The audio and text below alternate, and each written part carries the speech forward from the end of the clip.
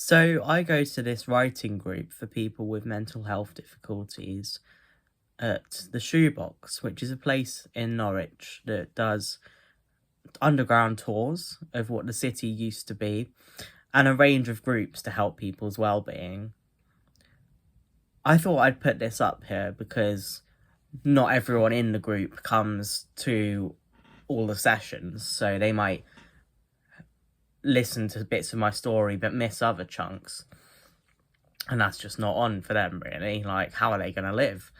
So I thought I'd record myself reading it and then maybe even get a wider audience for this story, and it could become really something. It really explores things I fantasize about doing, but also a person that I would never be. And it's written from the prompt, The Worst Holiday, because every week we go to this writing group, we get a prompt to bring to the next session. But I've carried this prompt over, and am extending what was going to be a short story into a full-blown novel. So now you can listen for yourself. And I will read chapter 1.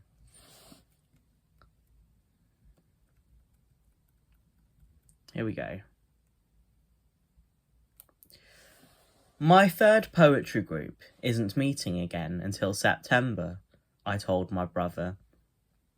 We had just had a spontaneous Cafe Marzano meet-up, and were on the way home.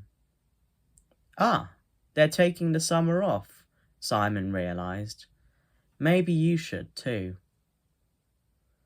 What do you mean? I asked. Just drop everything. The poetry, the crochet, the art, the French practice, the guitar, the web surfing and fact listing about sloths. If I were taking a holiday, it would not mean stopping these wonderful things, I thought to myself. A holiday would mean no laundry, dishes, cooking, or picking up medication.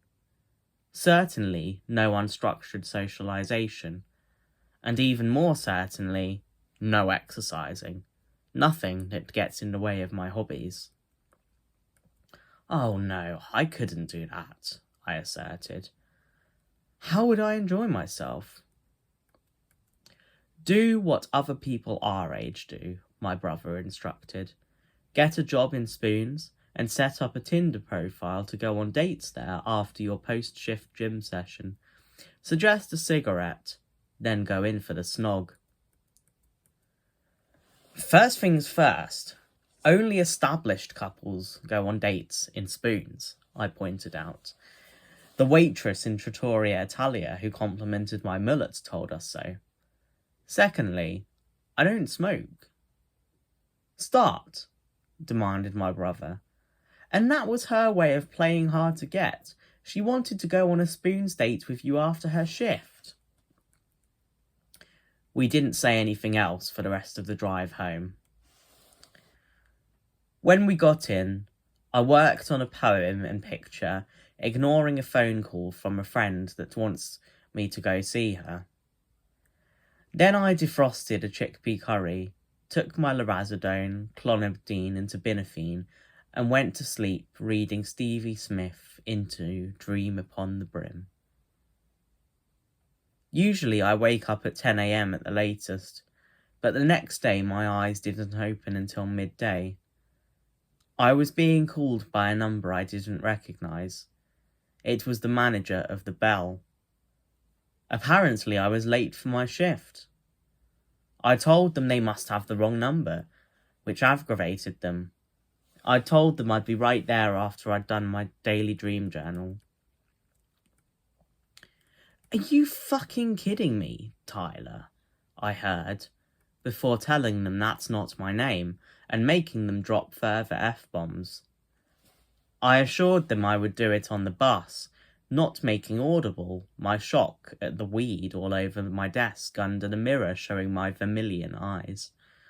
My journal wasn't in the drawer I always left it in, so I anxiously left without it, skipping breakfast too. On the bus to the Bell, my phone went off again. This time it was Simon. Campsite and train are booked, bro. Pass my message on to Delilah. Are you high too, bro? I asked. Of course, he answered. Always am. Right, I replied. Who's Delilah? And I knew nothing about this trip. Damn, how much have you been smoking?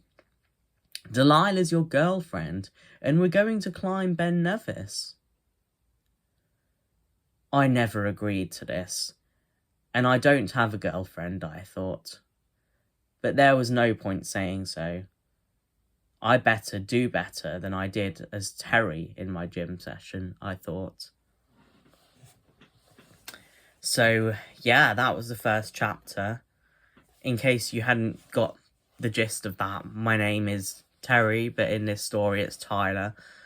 It's Terry at the start, but I've turned into this person called Tyler who works at Spoons, which, if you don't know, which is quite unlikely, is a pub.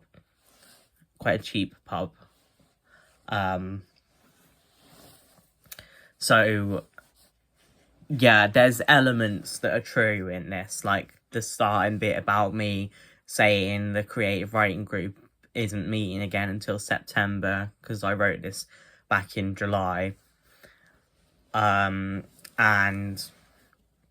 the bit about climbing Ben Nevis, I did actually climb Ben Nevis, but I've never had a girlfriend called Delilah. In fact, I've never had a girlfriend, full stop, apart from for a weekend in year 9. So yeah, there's some truth in there, but it's like playing with the truth, really exploring what could be done with the planning of climbing Ben Nevis with a bunch of weed smokers. So yeah, check out chapter 2.